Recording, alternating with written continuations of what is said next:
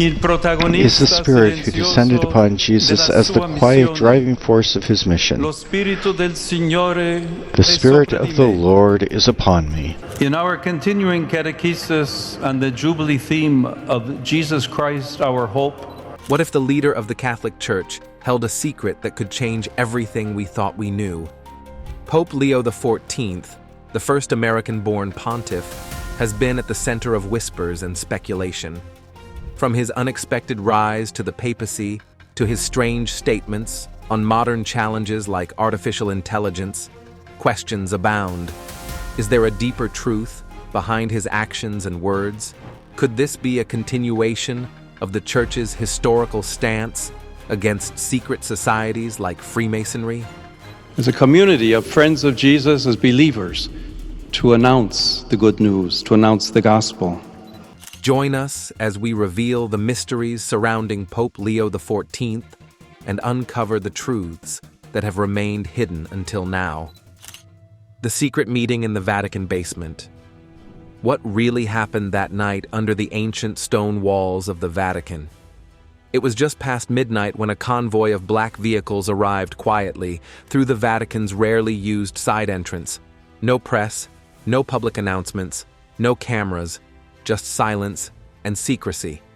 Inside those cars were not just high-ranking cardinals, but CEOs of some of the world's most powerful tech companies, men and women who are shaping the future of artificial intelligence, space exploration, and digital surveillance. But guess what? They were there to meet one man, Pope Leo XIV. Now the question is why? And why was this meeting never recorded in the Vatican's official calendar? At first, it sounded like a conspiracy theory. But then came the leaks.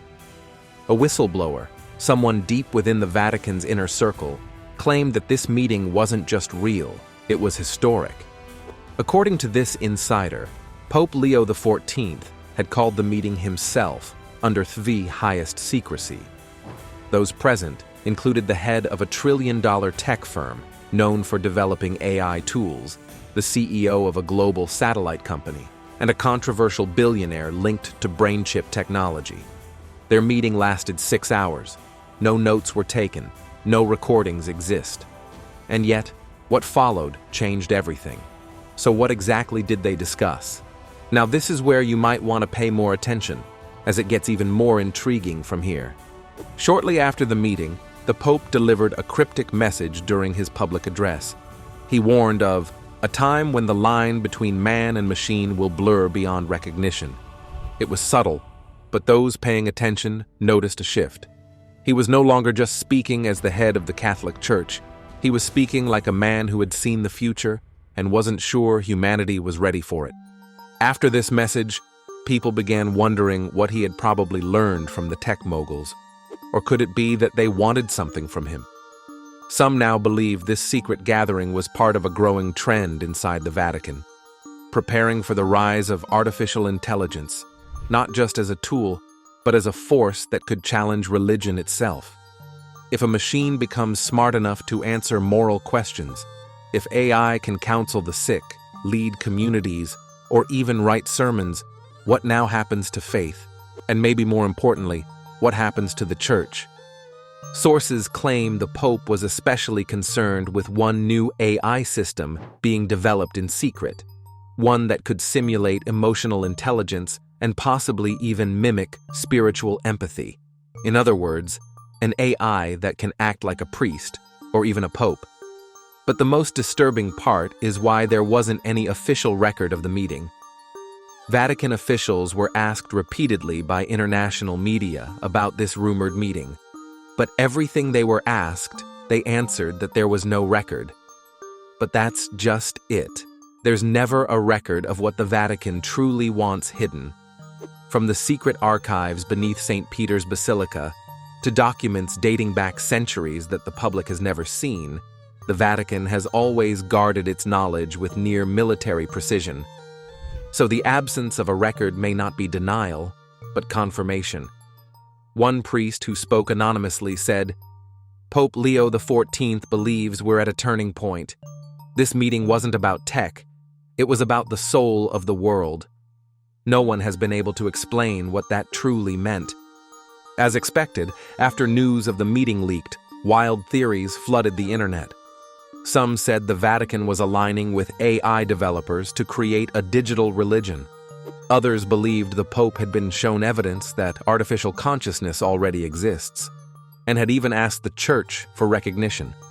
And then, there's the darkest theory of all, that the Vatican already knows how AI fits into biblical prophecy, and Pope Leo XIV was trying to slow it down.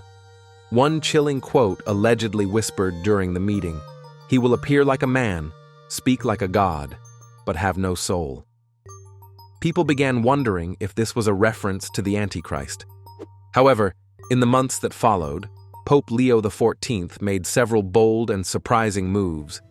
He ordered a full review of the Vatican Library's AI and tech documents, many of which were classified and sealed for decades. He hosted a global summit on faith in the age of machines, calling it the most urgent issue of our time.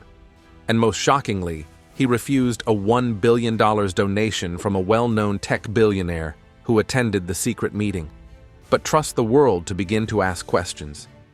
People around the world, believers and non-believers alike, are now asking the same thing. What was so important that Pope Leo XIV broke centuries of protocol?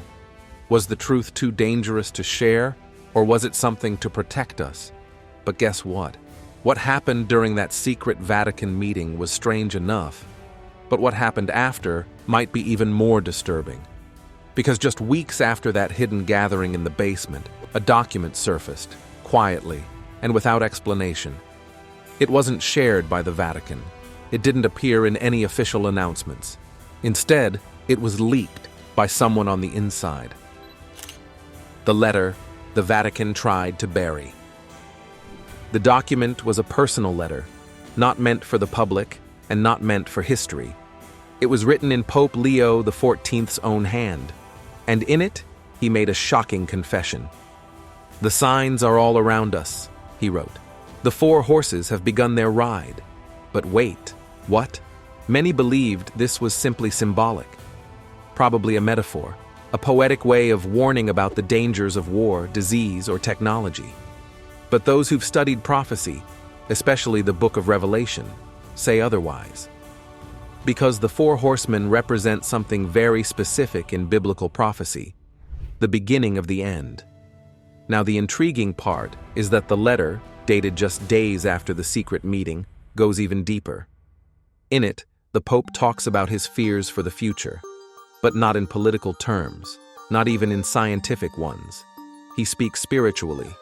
He writes of a great deception that is spreading across the world, something that will appear helpful, hopeful, and maybe even divine, but is, in truth, the complete opposite.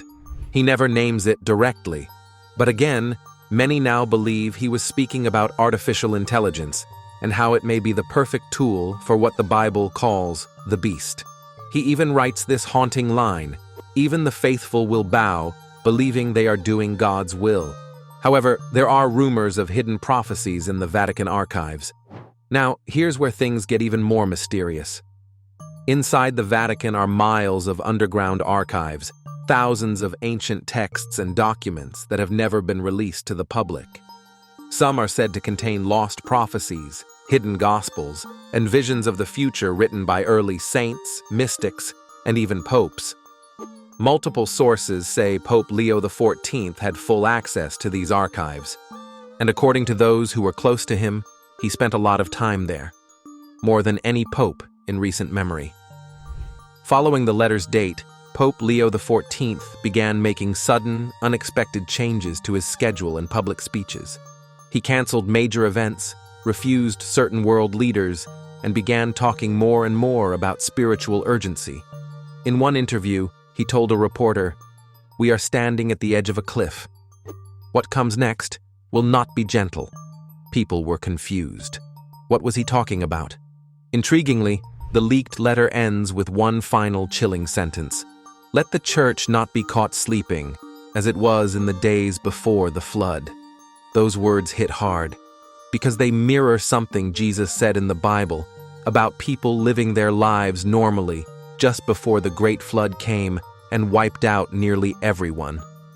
Was he suggesting the world is about to experience a sudden catastrophic event? After the letter leaked, Vatican officials scrambled to deny its authenticity. They called it fictional, misleading, and a complete fabrication. But here's what's strange. They never showed the real letter. They never released any proof to discredit it. And Pope Leo XIV himself never spoke about it again. Some believe he was warned, maybe even threatened, not to reveal too much. Others think he had already said what needed to be said, and the Church was just trying to control the damage. Whatever the case, one thing is clear. That letter shook the foundations of people's faith and fears. But now, the question is, if Pope Leo XIV truly believed that the end times were near, it raises one haunting question. What did he see? Some insiders point to the mysterious Third Secret of Fatima, a vision given to 3 children in 1917 that the Church has long kept partially hidden. Others mention the lost writings of Saint Malachy, who predicted the exact number of popes and claimed that the final one would witness the destruction of Rome. Guess who some believe that final pope is? You guessed it, Pope Leo XIV. If he believed time was short, maybe that explains why he called that secret meeting with world leaders and tech experts. Maybe it wasn't just about AI. Maybe it was about saving souls before it's too late. In his final public sermon, before stepping back from public view, Pope Leo said something that still gives people chills to this day. We must not run from the truth. We must run toward it before it disappears completely. But the thing is, the deeper you look into Pope Leo XIV's final years, the stranger the story becomes. First, there was the mysterious meeting deep inside the Vatican's basement, a room full of world leaders, tech billionaires, and high-ranking clergy. No press, no records, just whispers. Then came the leaked letter, a personal note from Pope Leo XIV himself, filled with warnings about a coming deception, spiritual danger, and what seemed like an urgent message about the end times. But guess what? As strange as those events were, they led to something even more disturbing. Another letter. Yes, we made no mistake when we said that. But this time, not a public one. Not even a private one meant for church leaders. This letter was completely hidden, buried so fast that only a few people saw it before it disappeared. But a copy was made, and that copy has been quietly passed around in secret circles. It's what many now call the letter the Vatican tried to bury. The story begins shortly after Pope Leo XIV stepped away from public life. A group of trusted aides were sent into his personal study to organize his belongings. Tucked deep inside a locked drawer, they found an envelope marked only with one word: judgment. It wasn't sealed with the official papal ring. It wasn't dated or addressed. It wasn't meant for the archives. Inside was a letter, handwritten in the Pope's own careful script. The language was even more intense than the last. It wasn't a sermon, it wasn't a prayer, it was a confession. A detailed message about everything Pope Leo XIV believed the world was not ready to hear. In the letter, Pope Leo XIV laid out what he described as an underground war. Not one fought with weapons or soldiers, but with secrets, symbols, and silence. He claimed the Church was no longer just a house of prayer and tradition. He believed it had become a battlefield, with one side trying to preserve God's truth, and the other trying to erase it completely. He pointed directly to the influence of Freemasonry within high levels of religious and global leadership. He claimed that symbols, ideologies, and even hidden rituals had made their way into sacred spaces, changing the way decisions were made and who really held the power. Now don't get it twisted. This wasn't a wild conspiracy. These were the written thoughts of a man who had sat on the throne of St. Peter. He wrote that certain global events weren't accidental. Those decisions were being made far above governments, and even above the Church itself. And then he mentioned something completely unexpected. In a section of the letter that has stirred the most controversy, Pope Leo XIV made reference to what he called visitors from beyond. He didn't use the word aliens, but the meaning was clear. He described stories, reports, and even artifacts that had been hidden in the deep vaults of the Vatican for centuries, some of them so strange he had to see them for himself. He believed there were ancient connections between these visitors and early civilizations. He even hinted that some secret societies were working to welcome them back, not as threats, but as guides. What disturbed him most, he wrote, was that these beings were being studied not by scientists, but by religious leaders in secret rooms beneath the Vatican. He called it the greatest confusion of truth and deception ever faced by the Church. But that's not all, because in the second half of the letter, Pope Leo XIV spoke directly about his fear of secret societies shaping the future of religion. He believed that behind the symbols and secrecy, these groups had a plan, not just to change the Church, but to control belief itself. He claimed some members of the clergy had sworn loyalty to these secret networks, above even their loyalty to Christ. He warned that ancient knowledge, sacred texts, and real historical truths were being edited or erased to build a new global spiritual system, one that looked holy on the outside but was built on deception underneath. He ended the letter with a chilling line, later quoted by an aide: "If they succeed, the world will no longer know what is true. Even the light will begin to lie." The letter wasn't in any official files. It was never meant to be found. Once word spread quietly among a few church insiders, Vatican guards were ordered to search the Pope's quarters again. The letter vanished. Still, behind closed doors, some church officials admitted it was real. They had seen it, and they had read it, but no one dared speak publicly. Now, when you connect the events, an unrecorded secret meeting with world leaders, a handwritten warning about spiritual deception, and a letter mentioning secret societies and non-human beings, it forms a haunting picture.